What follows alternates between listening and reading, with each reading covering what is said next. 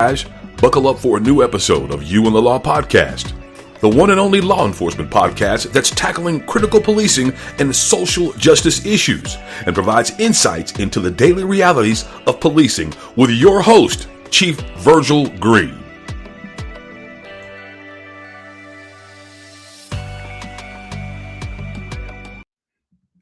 Well, hey, I want to welcome everybody to another episode of You and the Law Podcast show. I am the host of the show, Chief Virgil Green.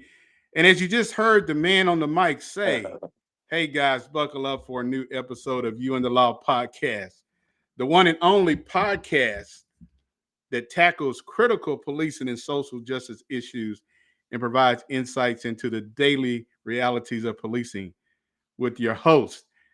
Guys, I got to tell you, I got the man behind the voice on the podcast tonight. Brother Carl King, who is the host of Kaleidoscope Radio Network. Absolutely. All right, yeah, everybody. You hear that radio voice. I'm Man, trying. It's a pleasure to be here with you, Chief. It's been a long time. I've watched the show, watched you grow and do great things with the show, and it's really a pleasure to be here with you, man. Unfortunately, we have a really tough issue to discuss, but nonetheless, It's still good to be with you. Yeah, man. I have to tell you, Carl, I appreciate everything that you have helped me with through over the years with the podcast, and value your friendship, man. And so you're right. We have a tough topic that we're going to be talking about tonight. Mm-hmm. And again, I want to thank everybody for tuning in on our YouTube channel, our Facebook, You and the Law Facebook page.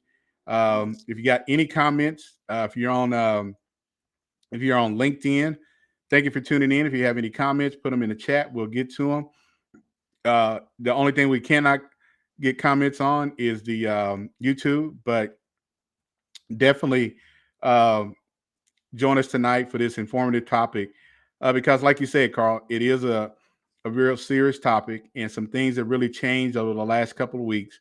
Mm-hmm. And we're going to be talking about who caused the tragic accident involving the LSU football player, Kyren Lacy. And, Carl, when this happened, and unfortunately, this young man took his life. Yes, he did. He did. And he was he was going to be one of the top draft picks in the 2024 draft. Absolutely. And so and one thing that I want to talk about with you, Carl, tonight is this: the enormous amount of pressure that this young man was under once he realized that he was being charged with this accident that unfortunately did kill a 70-year-old male. But he's in college. He's playing football. Mm-hmm. He's getting ready to prepare to go to the NFL. And all of a sudden, everything changed. Yeah. And then they were saying he was going to be indicted by a grand jury for causing this accident.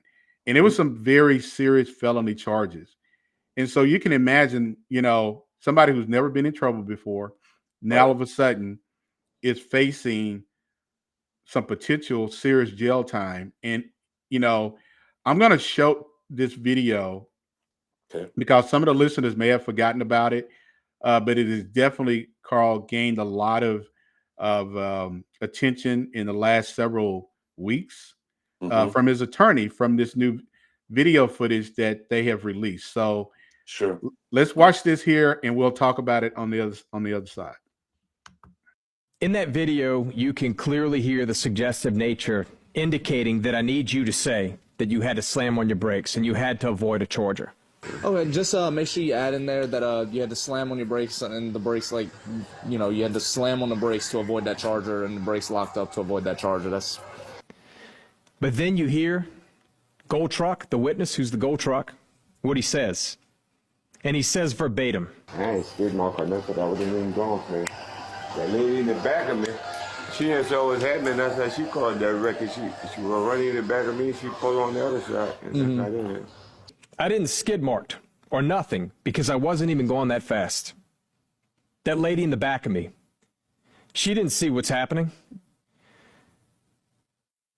That's how she caused that wreck. She was going to run into the back of me, and she pulled into the other side.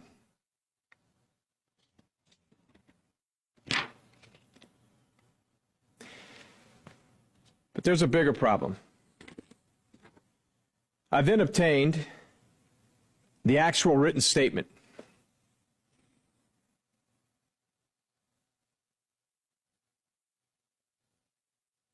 And this is from the gold truck. This is the gold truck. Now, after the statement we just went through, notice I've obviously redacted names, addresses, and the cell phone number in fairness to the individual who is gold truck number one in oncoming traffic. See, the problem with that statement is it is in direct contravention to what was said minutes earlier. It's not written by him, and where it says signed, it's not signed, it's refused.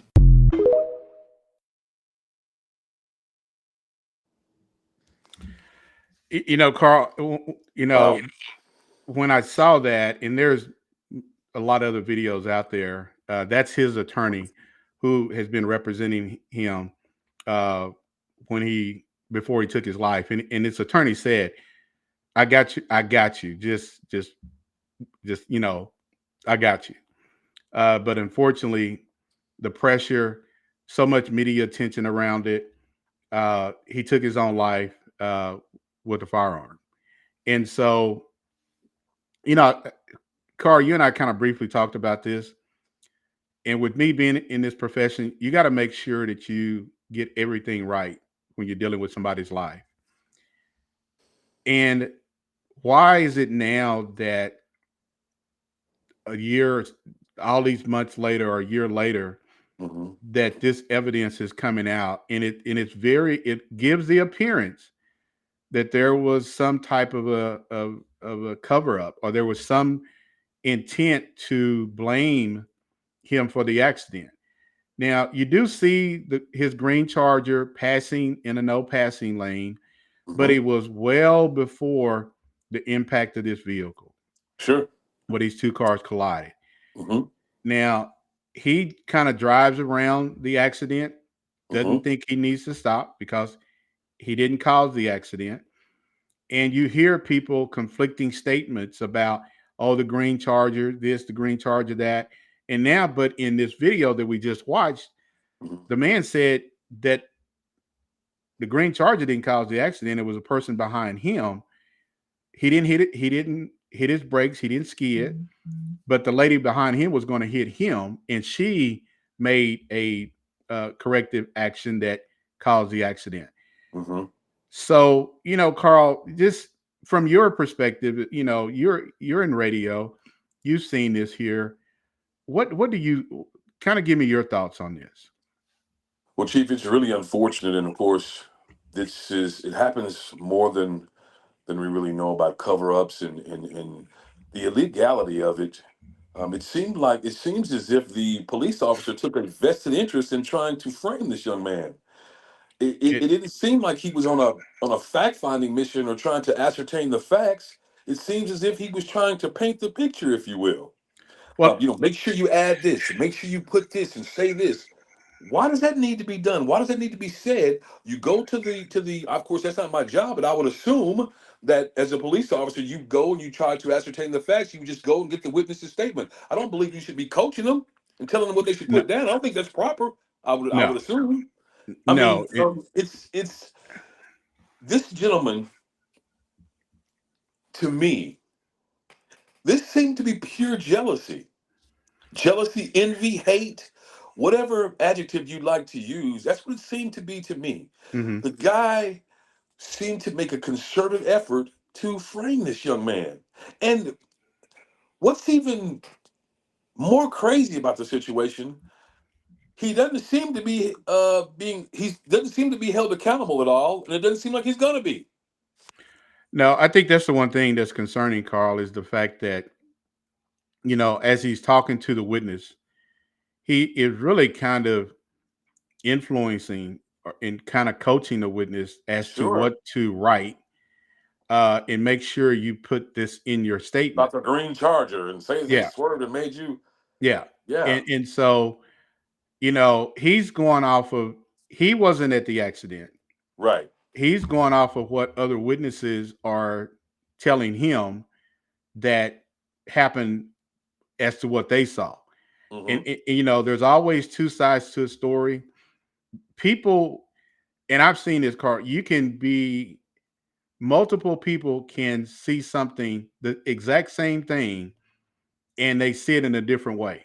They may have not seen it happen Yeah. right on impact, or Uh-huh. they may have seen it on impact, Mm-hmm. but somebody is going to say something slightly different. Uh-huh. And you may have four of the people in their stories, they saw the exact same thing, but each of them, one or two, may have the exact same scenario. Mm-hmm. But somebody is going to say, well, that's not what I saw, or that's Right. not what I heard. And Right. so that's where you really have to, you know, fully investigate these type of accident, especially Sure. when there's a death involved. Right. And you're looking at who caused this accident, and is somebody going to be criminally held responsible? Because again, they were talking about charging him with hit and run. Now, you and I both know, I mean, you're not in this profession, but just common sense tell you, you have to physically hit a vehicle to be charged with hit and run. Hit and run means you hit it and you ran from the scene of. Right. Right. I, Right. but then now they're saying, well, based on his driving, um, a car had to swerve to miss him, and the car thought that he was coming at them in an evasive manner, and that's what caused. But he never made contact with any of the vehicles. And I want Right. to, Carl, it was almost. I think I may have heard, somebody said 72 seconds. I mean, Sure. Mm-hmm. something like It was that. over a minute. It was over a minute for sure. That before these vehicles impact, and you see there's another video footage where you see the two cars impact, Mm-hmm. Mm-hmm. and shortly Sure. the green Charger pass and Mm-hmm. keep, Right. and then you have other witnesses who are saying, "Oh, the green Charger did this and the green Charger did that." Well, but the green Charger never struck a vehicle. The only thing the green Charger didn't do that Lacy was driving, he did not stop. Chief, there's an old saying. If was the fifth, we'd all be drunk. He if would have, could have, should have, he did not hit anybody. He didn't. He didn't. Yeah. No, he didn't. He didn't. So And the fact, how did they, what evidence do they have to support that he caused the accident? And again, and I want to just kind of go back to something, because a lot of people, Carl, when this happened, uh-huh. they believed it.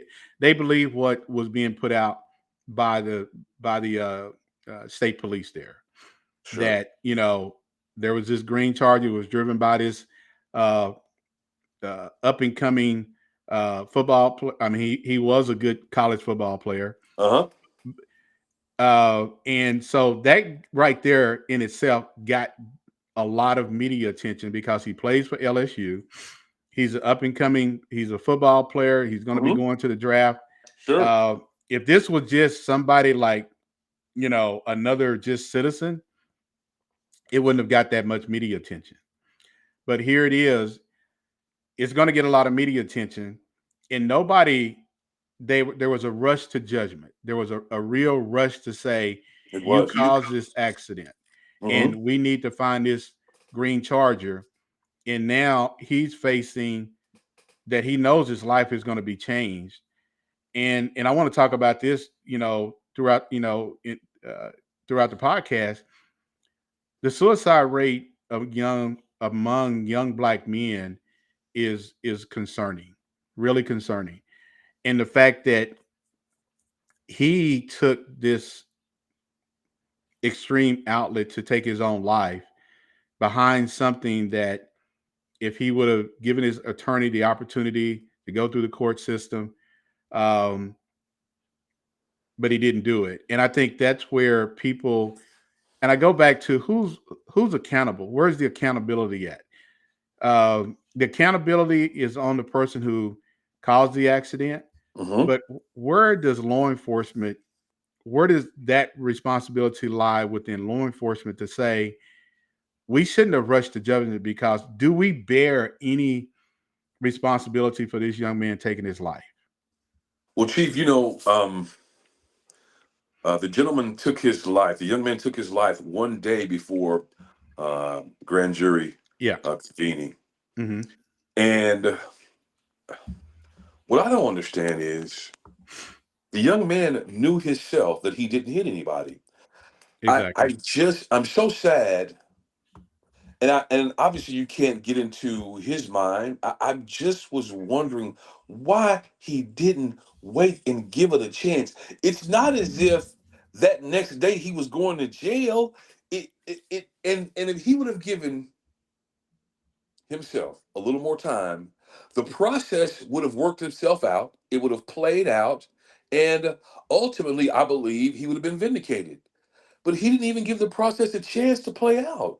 He took his own life, unfortunately. Now, that can't just happen without any sort of culpability or responsibility or accountability. And I believe, from my perspective, that that police officer, the young man who was doing the investigating, I think it should squarely be on him. He should be sued personally. The town, the police department, whoever, they can sue, and uh, that's the only recourse they have at this particular time. They can never bring the young man back. I just wish that the young man would have waited and given an opportunity, because he was feeling the weight of the world, as you alluded to earlier. He's feeling the weight of the world on him. He was in despair. He was in disbelief. He couldn't believe this was happening to him, and for whatever reason, he felt like ultimately that it wasn't going to be in his favor, and he took his own life. Somebody has to be responsible for that, Chief. This just can't go unpunished. Yeah. Well, and that's the thing, Carl. As you mentioned, it was a day before the grand jury was going to, most likely he felt they were going to indict him. Um, and he didn't have, that's not something he really wanted to go through. Right. And Hmm. so, what was going on prior to all of that? You know, uh, there's a lot of media attention around it. There's a lot of finger pointing. He understands the seriousness of this incident, of Hmm. this accident, Sure. and you know, uh, and I'm pretty sure he had the family support around him, Hmm. uh, but it just was not enough to keep him uh, to where he didn't uh, cause any harm to himself. Because I believe he took his life in Houston, uh, and it wasn't in the Louisiana area. So he took his life in Houston. I think the police ended up trying to pull him over, and there was a situation happened there. But he took his life in Houston, and so um, again, it kind of goes back to, did the investigators talk to him with his attorney? Uh, did they get his statement as to what he did? Because again, I don't know if this video was, if they knew that video existed the day of the accident. And Sure. now they, Carl, I think with a lot of uh, incidents like this, I not tell officers all the time, everybody's got cameras everywhere. That's right. Start looking, canvassing the area to see if there is a camera at a convenience store, at a gas station, or at somebody's home, or if Sure. there's a city, or does the who has a camera up somewhere, and because that camera is going to be vital in that investigation. And so, um, you know, it appears that this video that surfaced from this store Hmm. surfaced after the he took his life, and But the one thing now I'm starting to see, Carl, is that now there's a justification. Now we're going to go back. Now we're going to justify why we accused him of causing the accident. Right. There's no, you can't bring his life back. No. But did this investigation contribute to him taking his life, and the fact that uh there, like I said, there was a rush to judgment. You had a lot of different witnesses saying this, and that. But the main thing is, if he caused the accident, there shouldn't be any other questions about it. But now there's new evidence, and it has caused a lot of people to talk about this, Carl. Sure. On the Pivot podcast, a lot of football players. I've seen a lot of other a lot of people are asking questions why. And Carl, I'm gonna bring up this. It has nothing to do with this LSU football player situation, but I don't know if you heard. This was probably well over a month ago in Mississippi, where a college student, a freshman, Yes. they said they found him hanging from a tree Sure. on a At an college campus. HBCU. Yeah. And so then they came out and said, there was an autopsy done. It showed there wasn't any signs of any trauma to his body. Then the family did their own independent autopsy, and now that independent autopsy is saying that there was trauma to the body, blunt force trauma to the body. Then you had somebody said, "Oh well, he wasn't hung by a tree. He was in his dorm room." So you got all these different speculations going on, and now that's another incident that has gained a lot of media attention. Sure. And you've got people like the former vice president, the former president, a lot of entertainers, celebrities are saying there needs to be justice for this young man. But you have the school officials, the police chief are saying, no, there is no foul play in it. He took his life. And now people are saying he didn't take his life. And now here we are dealing with the former LSU football player, where he did take it. He took his life behind a tragic accident. And as you just mentioned, Carl, he knew he didn't cause the accident. Right. And I think this goes back to a whole nother issue, Carl, related to the serious conversation around mental health. Sometimes people ignore it, Carl, but sometimes people really need to stop and say, okay, what's really going on? And and again, and I think people give these young men a lot of space because they're maturing. Sure.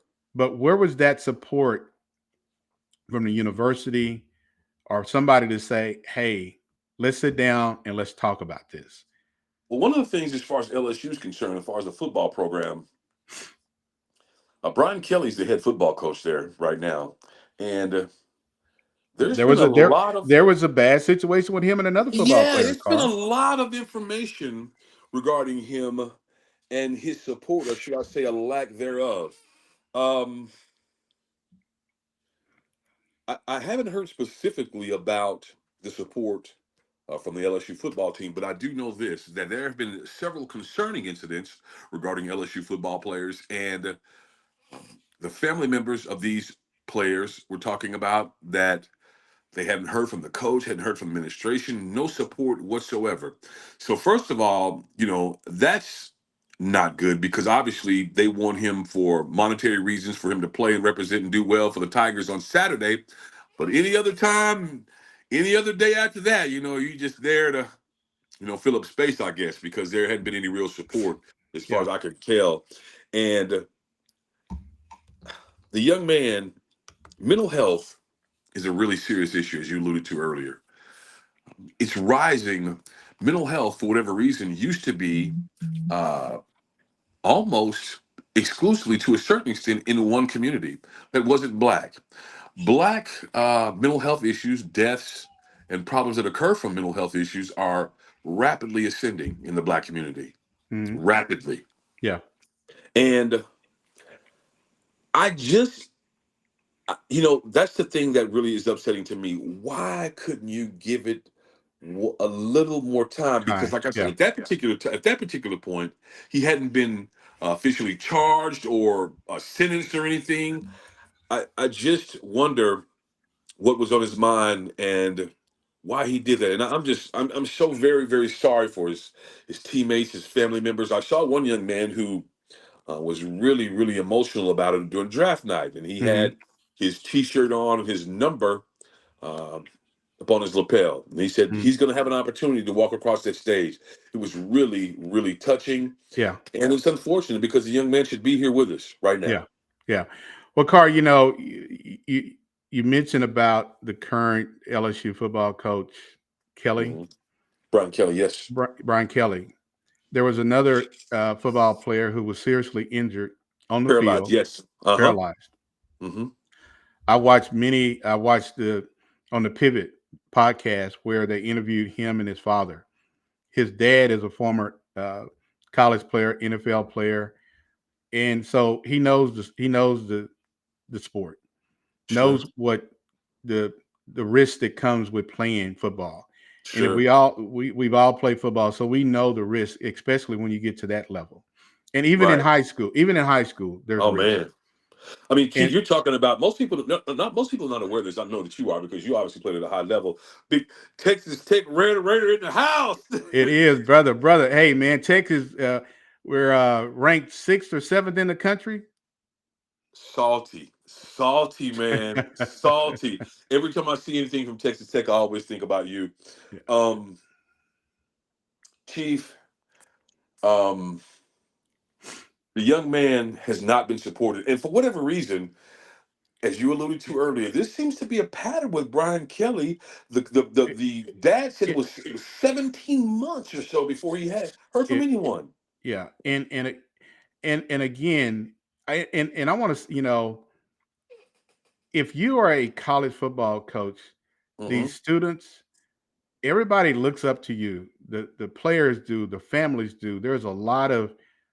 You spend a lot of time with these families recruiting these young men to come to your school, That's right. especially those who are being highly recruited around the country. That's right. And I want to say, Lacy was from the Louisiana area. He went to high school there, I believe, and so he was known in the back in the Louisiana area. Sure. And so, um, you know, the dad, he's not just going to come on a podcast and go public and say Brian Kelly. It took him 17 months to reach out to him, um, and it did not happen. Right. And then in this situation that Brian Kelly, with the death of Lacy, hmm after this new evidence came out, Carl, he said, "Well, let's just kind of sit back and let's see what We don't want to rush to judgment or anything like that." Now, you just lost one of your highly recruited football players took his life, and you haven't came out and publicly said, this is not right. You're not advocating for your And players. you're not, and you are a voice that people will listen to, and you will say, "I know this young man. I know what his intentions were, and from what I have seen, and like you said, you don't want to just rush to judgment, but you have to take a stand somewhere." And it does not seem like Brian Kelly he didn't take a stance. He didn't reach out to the family of the player that No. is had a bright future in football. He was Yeah. another LSU player that was Sure. going to the pros. He'll never play in the pros again. He'll never be the same. No. Lacy will never play in the pros.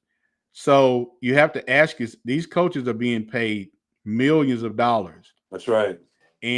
But where is, like you said, where's the coach advocating for his player to say, listen, we got your back.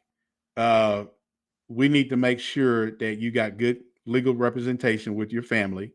But the main thing of it is, what kind of support, Right. Carl, do you need from us? Sure. Sure. Because somebody should have said, we need to have Lacy sit down with somebody to That's make right. sure that he's good. That's right. Because That's that right. is, can you imagine the enormous amount of pressure that a 21-year-old is facing, like jail time? That's the only thing he's thinking, Carl, Right. is Right. I'm going to go to jail. Well, if you think about the range of emotions that you experience doing something like that, so you think about so you're and some of the boards that I saw had him as a first round draft pick. Yeah. Hmm. So here you are, you've worked all of your life, you're living out your childhood dream to be a professional football player. That's in your reach. It's right there in your view. You can see it, you can taste it, you can smell it. Yeah. All of a sudden, this accident comes along. Um, And it's it taken. obviously has the potential to ruin your future goals. Yeah. All of that mounted onto you. You don't have the support of the university. You're not being supported in a way that you should be. Like they're not supporting you in the way that they were on Saturday night on the field. That's for sure. Yeah. So it's you know, and I liken this, Chief, a bit off subject, if you will, but these are the things that I think about when I think about these young men committing to these universities. This is why I really wish that these young men who are highly recruited, I wish they would go to HBCUs. I Hmm. wish it's a completely different experience. Yeah.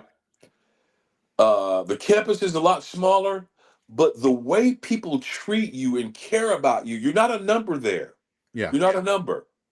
You're Yeah. not a number. And for whatever reason, these guys in these big programs, they're just a number. They don't take any personal vested interest in these players. You have a player who is now a paraplegic. Yeah. You do not reach out to this man for over a year and a half. Didn't hear anything from you. Exactly. Exactly. Makes The sense. the last time you saw him was when he was being taken off the field. You may have went to the hospital visiting. That's Maybe right. other coaches did, but you're the head coach. That's right. You are the face of that organization, and just like being in the profession. I mean, you're the police chief. You're the face of that agency. You're the face of the university. You want to make sure that you're out there showing the family that you're supporting in any kind of way. And Carl, and I think this kind of goes back to what has happened over the last 2 years, especially the last year or two, the NIL deals, where it is just blown up to where these Yeah. college players, both male and females, probably more males, are getting these NIL deals that Sure. are very lucrative. Very lucrative. And so because they're making the universities a lot of money, Hmm. and now uh, they're being able to get a piece of that. And Carl, this is kind of off topic, but I was watching on the Pivot, the podcast, where they were interviewing. He was a basketball player back in the 70s, and he played with Dr. J, but he was in college. He got out of college and he played for the ABA, and he ended up suing the ABA, the NBA, and it went all the way to the Supreme Court. And I've got to find his name Hmm. because his case really set the stage of what athletes are now being able to receive. And he mentioned that it is probably like $5.8 billion that what he did back in the 70s Hmm. that has never been done before has opened up the door for players even after he won that Supreme Court decision. Uh, but you have to think about, and he was from Mississippi, and he Uh-huh. said that his mom, even himself, they pick cotton for $2 a day, Carl. Hmm. And so he was now able to take care of his family. No, and to get them out of the cotton field. But you have to think about here just like in the music industry, people are taking advantage of, athletes are taking advantage of, That's but right. now you're seeing these NIL deals that players are getting a lot of money. And I don't know if Lacy had an NIL deal back in 2024, but Carl, it just kind of goes to there is a lot of things that go on behind the scenes that people don't know about. And so, but this situation here where he took his own life, and now people are saying he's innocent. He didn't cause the accident. Right. Somebody has to be held accountable for this. I mean, it just can't be swept up under the rug. I'm wondering what's going to be next. That's my thought process. What's going to happen next? This can't just be swept up under the I, rug. This gentleman, clearly you can see on camera him making a concerted effort to to, sway, to basically put his finger on that investigation. yeah, He told them, make sure you put in there what they said. Make sure you. Why would you say that? Why wouldn't you just say, you, tell the truth to the best of your recollection, yeah, and leave it at that? yeah. Don't put in there what the Green Charger did. Don't put in it. Don't tell me anything. You write down what you saw. I'm not trying to coach you. I'm not trying to give you any information. And the one Right. thing that the attorney said at the end of that video, it wasn't even written by him, but where the signature is at, it said refused. So now there's a question. The gentleman that the state trooper was talking to and telling him to write out the statement, did he write refused where he should have signed his name? And if he did so, why would he write refused? So that's something that has not been talked about through this investigation, and I hope that some things come out. And this is one thing that I hope will happen, Carl. You can't bring his life back. No, you can't. At all. But if you're going to have a grand jury look at who caused the accident, there should be a grand jury to look into, was there any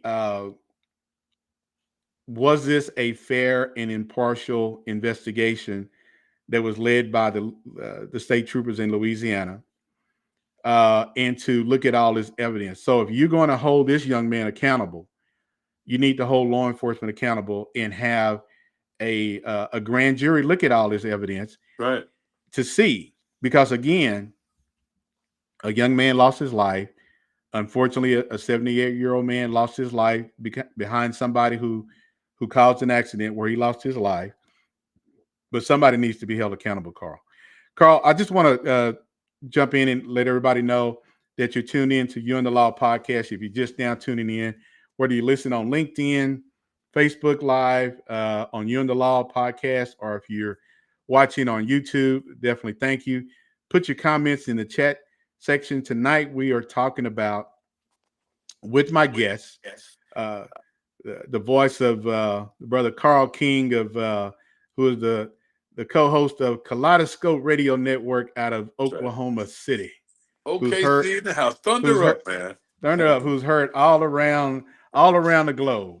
So again, yeah, I got my guest on, Carl King, co-host of Kaleidoscope Radio Network, and we're talking about who caused the tragic accident involving LSU football player Lacy, who was facing a grand jury charge on causing the accident. That we're going to looking at facing hit and run, vehicular homicide, very serious felony charges, Carl.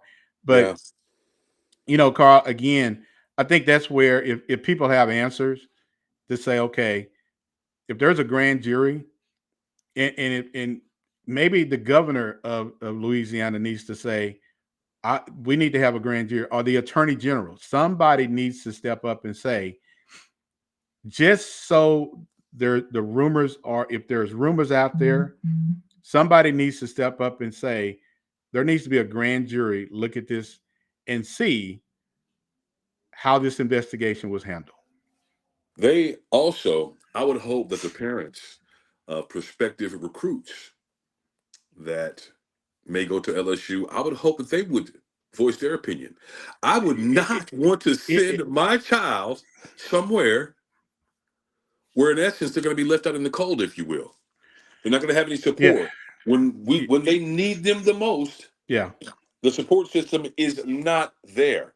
yeah. So I would hope that some of these parents and some of the recruits, they would pause and sort of, reevaluate if LSU is the right place for them to be.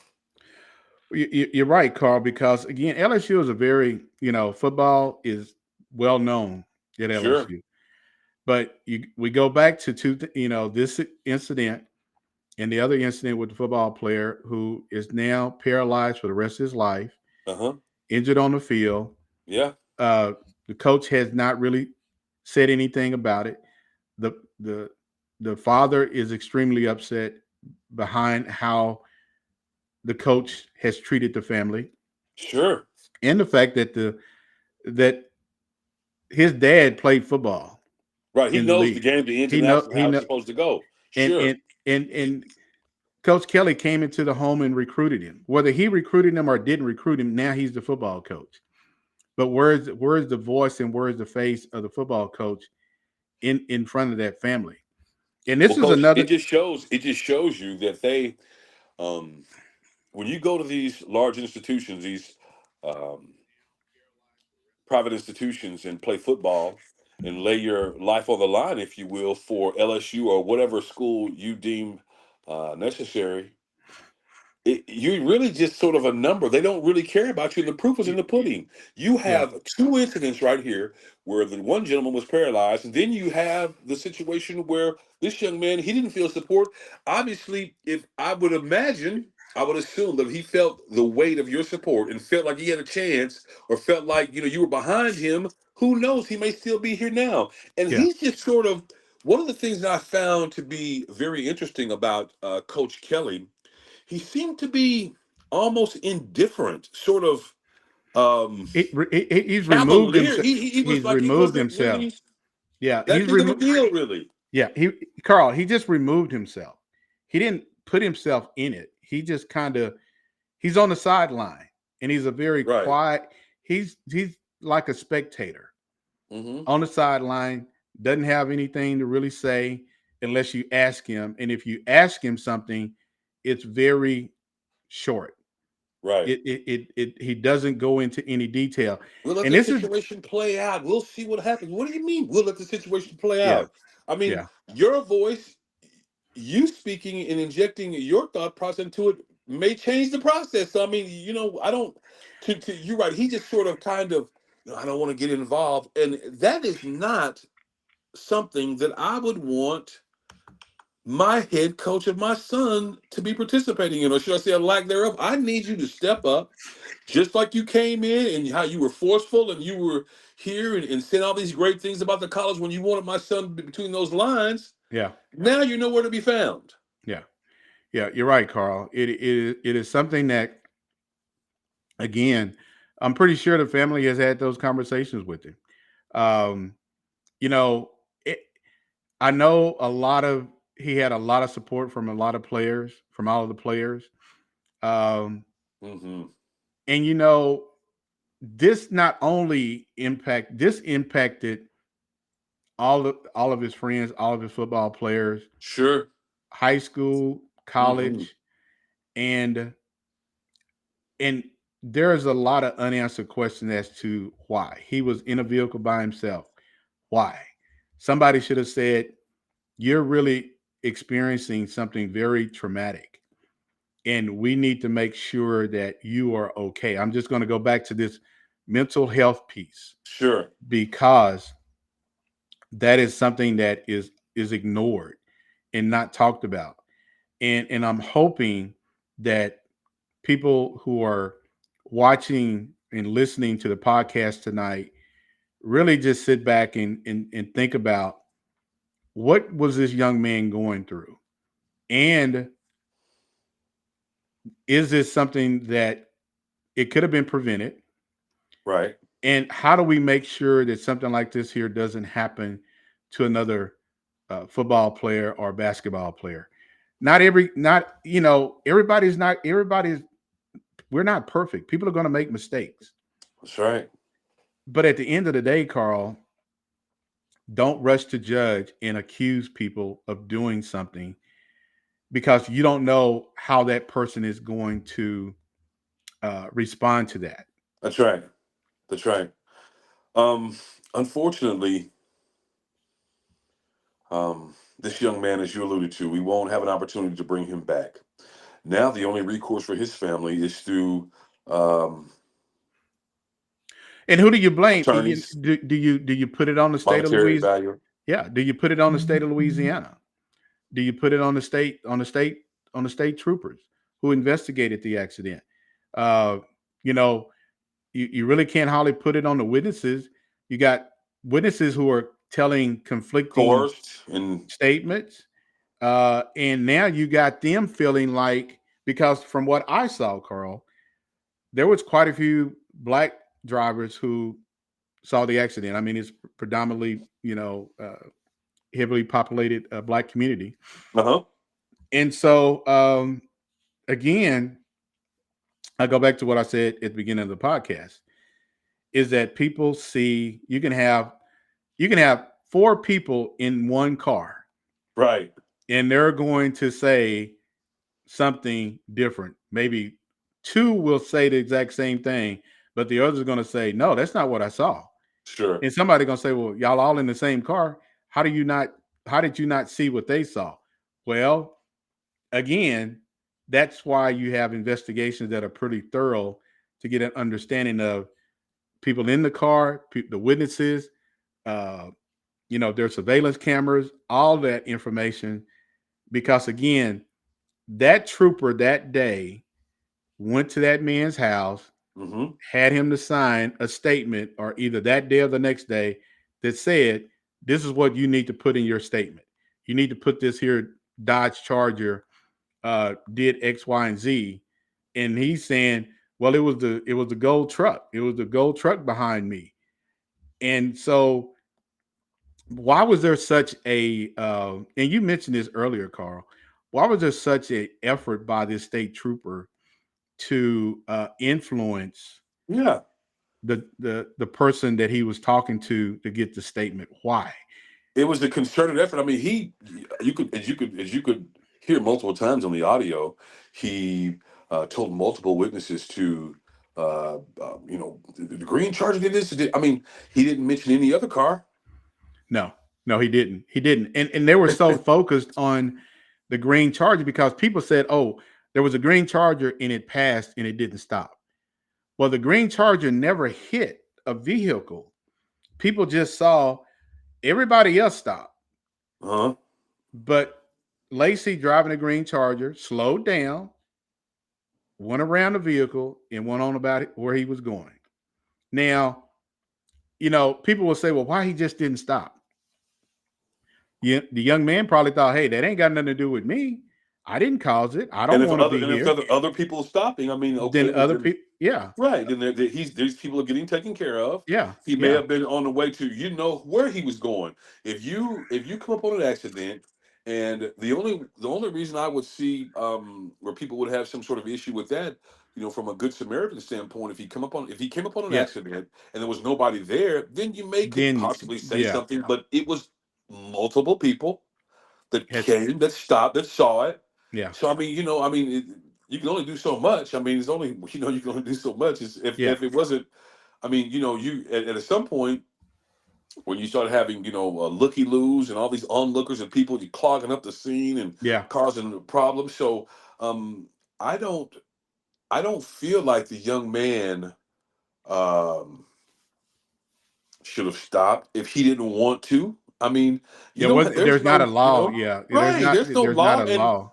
and we Yeah, don't know what happened. Obviously, if the young man saw and ascertained that there were people there to assist, yeah, then he felt like he could go on. yeah, And that's it's and it's and It's funny that you bring that up, Chief, because it's almost like the officer was upset and wanted him, like, that's the reason he was doing this, because he didn't stop. Like, you arrogant little Negro or something, like Yeah, the nerve yeah, of you not to stop. I mean, and then so when that happened, it seems like he took a personal vested interest to basically frame this young man, yeah, to frame him.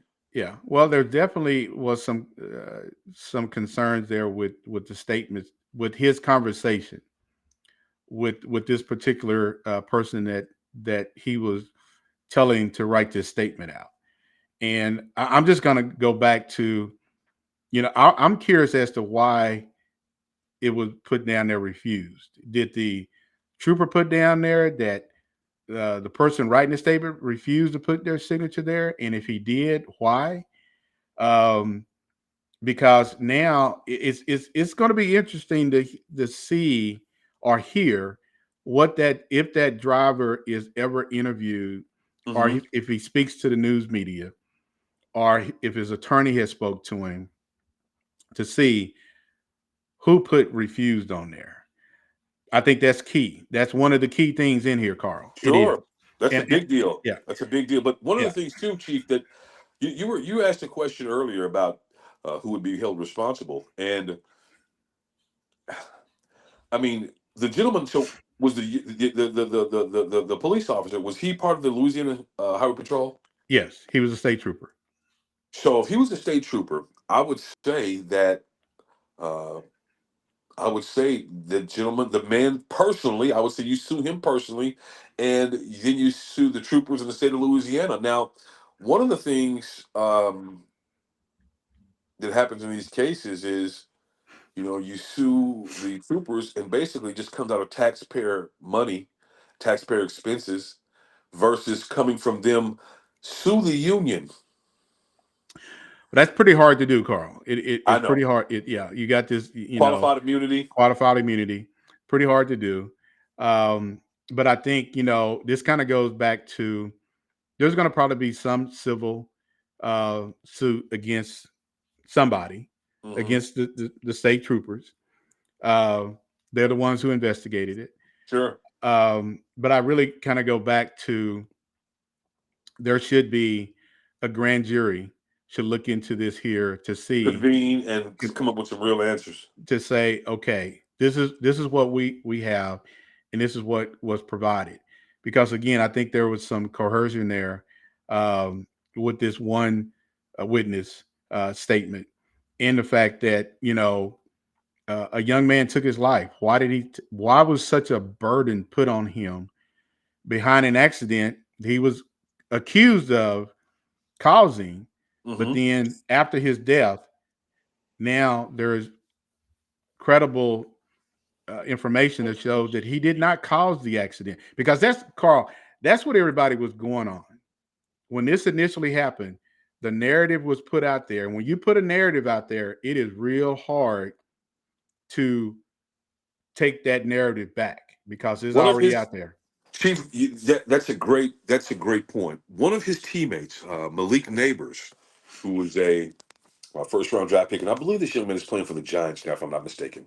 Anywho, he spoke about how people, when this happened, how they were coming out, speaking out, going all against this man, real hard, man. Hmm. But it's real low in the response back after they found out he was innocent. Yeah, The same people who were out there loudly proclaiming him being guilty, he should be punished, and this and that, yeah, now they're quiet as church mice. yeah.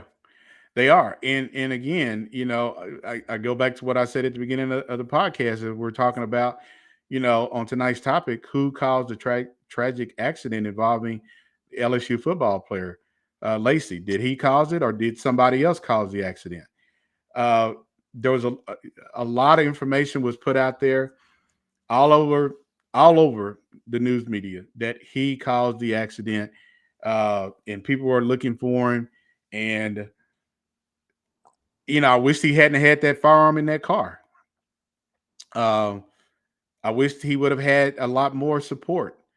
I wish some people would have. His family is really it.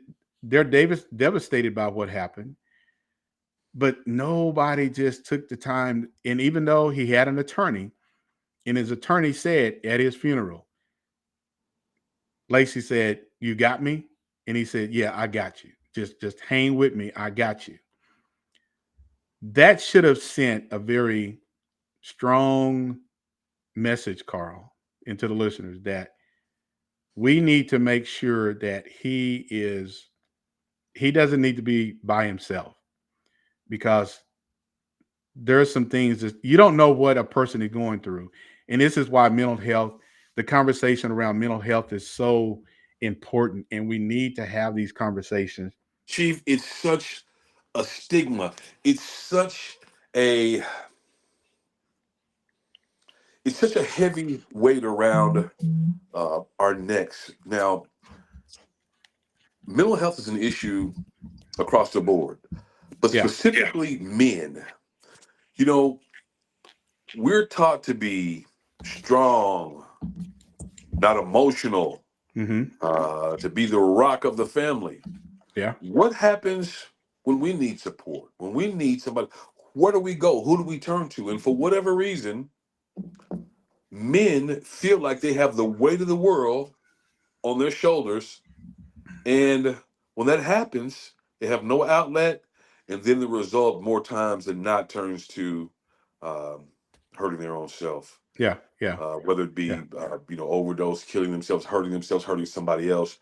There's a lot of pain that comes with this. And it's not something that we can talk about freely for whatever reason, because of the stigma through Mm-hmm. society of what's placed upon men and how we're supposed to act. We're supposed to be strong and we're supposed to be tough. And what happens when our armor gets a chink? Yeah. Yeah. What happens? Yeah. Well, Um, Carl, I want to say this real quick. We're coming up on the last few minutes of the podcast. Um, this gained a lot of media attention when it happened. it did. Nas gained a little bit more media attention now since this new evidence is coming out. Hmm. You got the state police who are coming out defending the investigation. Right. I want to ask those who are listening tonight and those who will listen to this podcast later on. There's a lot going on around the country, Carl. How important is this topic tonight? How important is it to talk about who caused the tragic accident involving the former LSU football player? Who's responsible? Go down that list as to who's responsible. There is some questions that have now come out in evidence that he was not responsible. He did not cause the accident. He did not hit a vehicle. Happened behind him, as a matter of Happened fact. behind him. He was well behind. He was coming up on the accident after it happened. And so, I want to know what takeaways will people have with this topic tonight, and how people will comment on it as we move forward. Because again, I hope that this gets a lot of attention, and I hope this gets before a grand jury as to what happened, and hold some people accountable. It's too late. It's not gonna bring him back. But It's not. there's this hashtag justice for Kyren Lacy. Hmm. There has to be some justice there. I wonder if it's going to happen. Oftentimes in these cases, they come out, they investigate themselves and find no wrongdoing. And something tells me this will be the case with this situation as well, unfortunately. Yeah. I hope that the lawyers um, stay strong and fight and bring some justice and some closure to this young man's family and restore his good name. Yeah. This was an exemplary good man, good young man, Mm-hmm. uh, never been in trouble before. Um, just a bright young man with his whole entire future ahead of him. Yeah. And it was snuffed out. Yeah. Definitely was. Definitely was.